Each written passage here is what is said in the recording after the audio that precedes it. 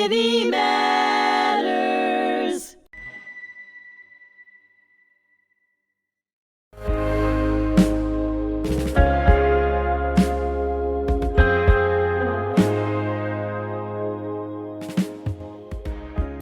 Hi, I'm Dr. Bernie Furshpan, host of Ordinary Heroes here on HMTV. I have a very special guest who traveled all the way from Israel to see us here in the United States, and it is a privilege and an honor to have him here with us today. He is the president of the Jerusalem Academy of Music and Dance, Dr. Michael Klinghoffer. Thank you so much. Good morning. Good morning, yeah. It is a beautiful morning, isn't it? It's a beautiful morning. Yes. There's a lot of bad news, but there's also a lot of great news. And you're one of the sources, one of the beacons of light on this planet that shows that we can coexist, we can get along. And through the arts, you've done an incredible job. Thank you. You've been president of Jammed. For how long now?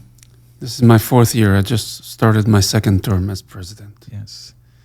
And how long has your career taken place? When did it first start? When did you show any kind of interest in the arts or at least playing a musical instrument?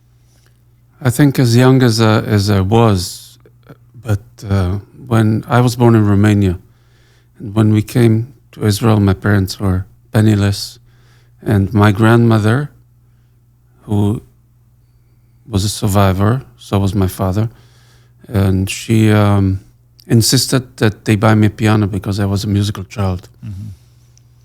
And she insisted on that I will have a piano, and they paid for it for 10 years. I don't know how long they paid for that piano, which I still have. Mm-hmm. It's a small upright piano. The same piano? Same piano, I still have it. Sits in your home? Yeah. And it's workable still? Workable still. And does it bring back memories when you play it? Do you think about your past when you were a child? Well, my father's still alive, thank God. He's 97 now. And I think about my grandmother. I think about what they've been through. I know Germans have taken her piano, so probably that's why she wanted me. Right. But then when I was accepted to Yale University as a graduate student, and my aunt, my father's sister, came and was very proud that I'm there. And my grandmother said, "And what's it going to be, a klezmer?" For those that don't know what klezmer is, right? This is the European music that they still play today. Mm-hmm, it's a upbeat. There's a bit of a sadness to this upbeat music, this klezmer music. Yeah. And so there's a connection between this piano that you have at home with the past and the Holocaust. And it brings you to the present where there's still conflict in the Middle East. Yes. And you're bringing together Palestinian students and Jewish students from Israel. And somehow, some way, you manage to get them together to see the commonality, not the differences. Well, I personally I have believed all my life, that if you take any two people on this planet, what they have in common is much more and much greater than what separates them. Mm-hmm. And I think music is one of those things, one of those ways of non-verbal communication. And what I feel is the most important thing that there could be in the same ensemble a Palestinian woman and a guy who lives in a settlement in the West Bank. And when they go home, they'll each go demonstrating for their causes. But they know that on the other side there's a living person whom they might even like. And that's the most important thing. It's a beautiful, beautiful thing to say, a beautiful experience to have, working with these students. And your academy is kind of like a bridge to coexistence for a lot of people in the Middle East. And have you had one of those moments where you said, wow, it's all worth it. This was a great event where you see not only the performers, the students, but also in the audience. You see it coming together, a moment, an aha moment that maybe this is one of the answers, bringing people together through the arts. Well, I've had many aha moments, and they involve not just Jews and Palestinians, or I call it the Arab-speaking community. Mm-hmm. But also within Israel, there are many differences between religious, non-religious, left and right. And our school does a lot with outreach programs all over Israel. And in moments of war, it's a very important thing that we're doing with the young people in the north and the south and affected areas. And I've seen a lot of aha moments where I'm saying this is all worth it. Yeah. Many of them. How has the October 7th impacted the students in how they're collaborating? Has it made them actually closer and work even harder to foster this relationship? Or did you notice anything somewhat unusual? And has it changed in any way since then? Well, we were worried when the events in October 7th started. We were worried about what will happen in the school, in this little environment that we created. But we somehow managed to keep it as a safe environment for everybody. And this was our goal and still is, that this will be a safe place for everybody to be in, where people can express their opinions, all kinds of opinions, as long as they do it respectfully and while listening to the other person. I think this is one of the things, as a musician, you have to listen. Right, of course, because that's really what it's all about, right? It's about listening and performing. Have you provided students with a forum or seminars or counseling to deal with what's happening today? Yes, we have. And I personally did a few Zoom meetings to deal with the events, and we had some things that have to do with resilience. It's absolutely necessary. It's absolutely necessary, and we will continue to do it because it's not over yet. And I think everybody there knows somebody who was affected by the events. Tell me about the programming that you have. You have music and you have dance. What kind of music do you delve into? Is it just instrumentation? Is there opera? Is there give me the gamut of what you. The gamut is huge. We have from traditional classical music, including opera, including vocal department, piano department, keyboard, not just piano, and strings, winds. We have a multidisciplinary department which includes Arabic music, classical Arabic music, traditional Arabic music, jazz music, popular music. We have composition, conducting, and we have dance. And the dance also includes different focuses, performance, choreography, non-Western traditions in dance. So even that fact in itself makes it a very diverse community. People who are doing different things, and many times where people from different areas are coming together to do things which are not in their main alley. What's the population of your school? Around 800 students. We're less now because of the war. We usually have a nice number of international students, but at this time we have less of them because of the situation. Aside from yourself, and you have quite a history in this field, do you have other names, instructors who are well known around the world?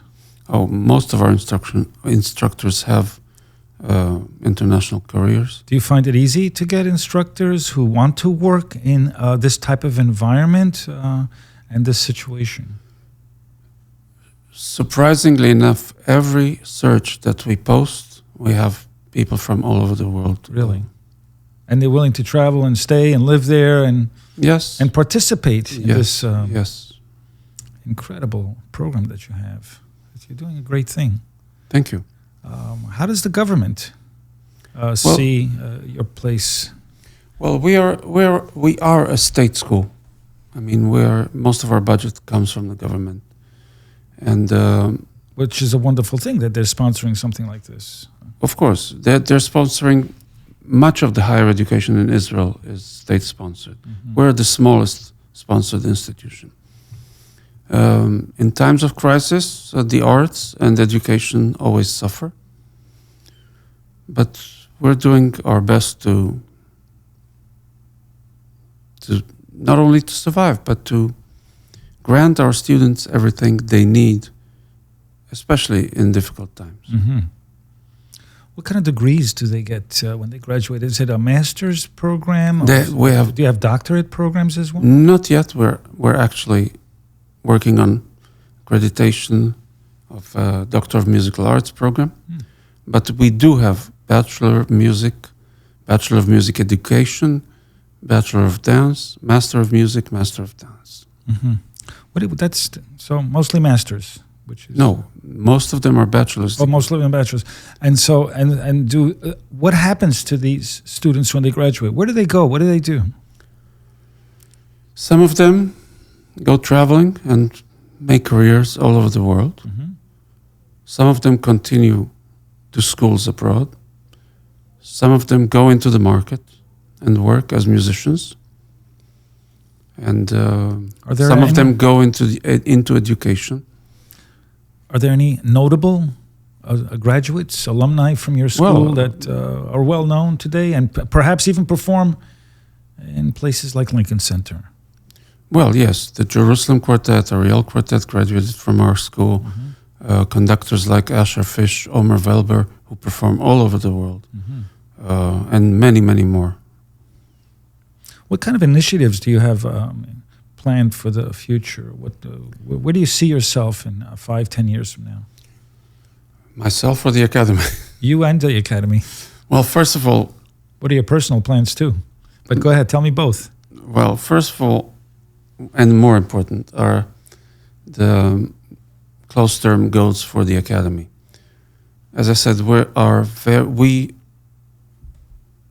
I personally, as a leader, and we see the importance of the Academy involved in the community, in the greater community. So we've had programs with children in the South and in the North before October 7th.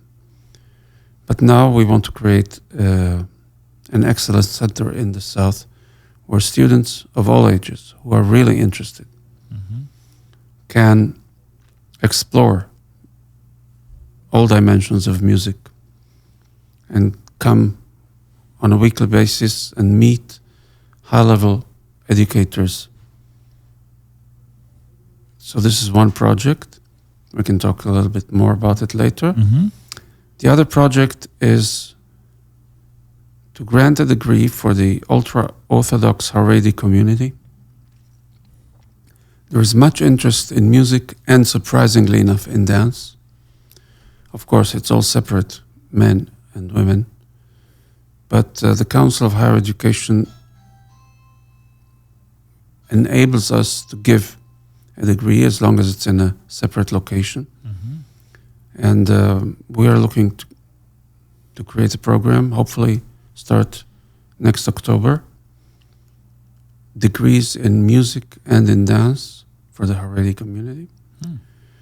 And the third one is a very large program in the Arab-speaking community, which will start in a pilot pretty soon. Now we're about to start the second semester, of which the purpose is to prepare people who are interested, talented students who are interested, to prepare them to better come to the Academy more prepared in music as well as in language, Hebrew language and English language, which is necessary for academic studies. So this is a program we're also working very hard in the short term. Wow, these are incredible initiatives. I wish you much success with them. Thank you. And again, the goal and the idea is to bring people together and to facilitate music and dance to people who do not have easy or access to those things. You've learned a lot of lessons with this academy in terms of how the students collaborate. What can you teach other institutions about coexistence, and what have you learned that you can share with others? There's an old Hebrew saying that God gave us 2 ears and 1 mouth so that we can listen twice as much as we speak. So listening is really the key. That's the answer to everything, right? Everybody wants to share with the world what they feel and what's their opinion, and that they're right and their perspective is right. But I give a lot of lectures to students, to auditoriums filled with students. And the other day we had a lot of snow here. You may have been here, I don't know, but we had a snowfall last week, in the beginning of the week. And the trees were gorgeous. It looked like a winter wonderland. And I'm driving to this one particular school, and I get up on the stage and I say to the students, isn't that beautiful outside? What a beautiful winter. The snow fills the branches, and it's just a gorgeous sight. And I said, for me, driving on a road, on a highway, looking at that, I'm amazed. But if it was my father, who was 10 years old during the time of the Holocaust, to him it was a horror, because he had to sleep in that. So everybody has their own perspective about a situation. And so it's important, like you said, I think it's very important that we all listen to each other. They listen to us, we listen to them. And, that's what we always wanted in Israel, right? People wanted peace, and they wanted to negotiate this peace, to discuss it, to have a forum, to interact with each other. But it doesn't seem to be the way of the world always. But it is what it is, and it's something that we cannot stop doing, right? And this is one of the lessons. This is one of the lessons that I think music and the arts teach us. To listen all the time, and to know when to speak up and when to be more quiet. This is what happens in jazz improvisation. This is what happens in chamber music. This is what happens in orchestra. Last year we had a big event. That was a fundraiser, but a wonderful event to bring people together. The Symphony of Hope over here at the Tillis Center on Long Island. And one of the beneficiaries was yourself and your organization, as well as ours. And we played a video. You were going to attend. Yes. You were unable to attend. Correct. Can you tell us why? What happened? Well, my flight was canceled because companies canceled their flights to Israel because of the war. And the only choice I had was to fly business class, which our organization cannot afford. So I decided that.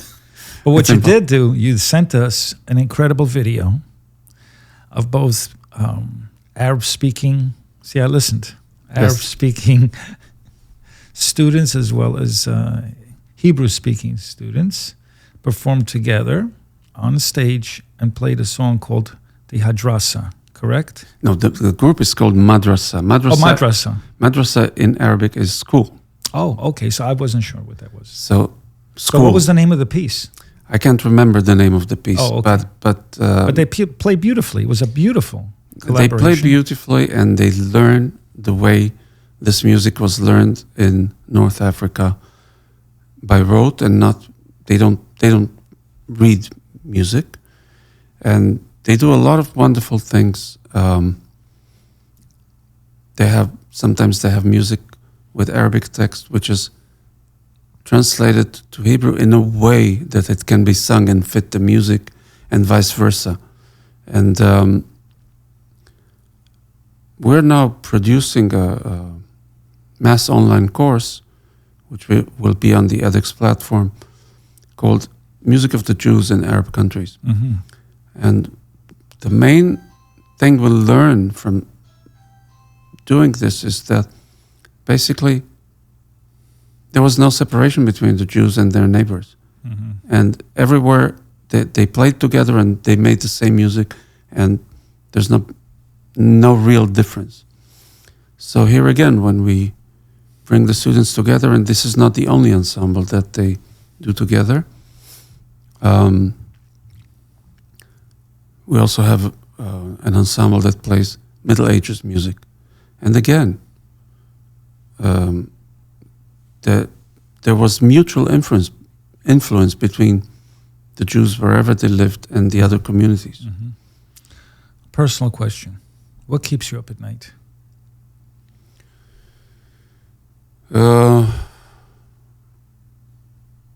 Well, leading an organization, sometimes finances keep me up at night, Mm-hmm. and worrying about the institution, Mm-hmm. because we're being so small. We are also vulnerable. Mm-hmm. What keeps me up at night is that I would like to see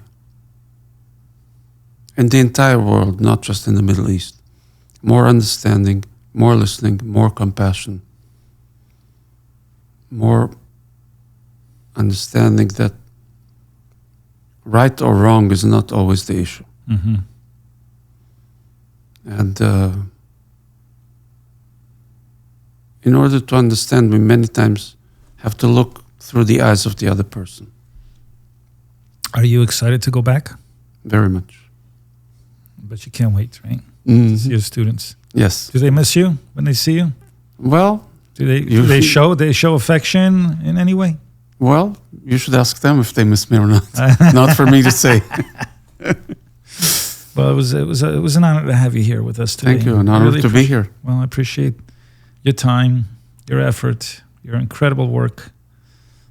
God bless you. God bless your organization, your academy, and may there be peace. Amen. Amen. Right, once and for all. Finally, I hope. I always said I hope that there's going to be peace there in my lifetime for our children. I think our parents said that for us, for our children, and now we're saying it for our kids. And we really pray that there's going to be peace. But we have to act on it too, make sure that there is peace. And I think listening is a key component here. So I want to thank you for contributing that. It's very important what you said, very important, very meaningful. And I appreciate you joining us, and I appreciate all of you joining us today on another episode here at HMTV, all about ordinary heroes. And Professor Klinghoffer is truly a hero.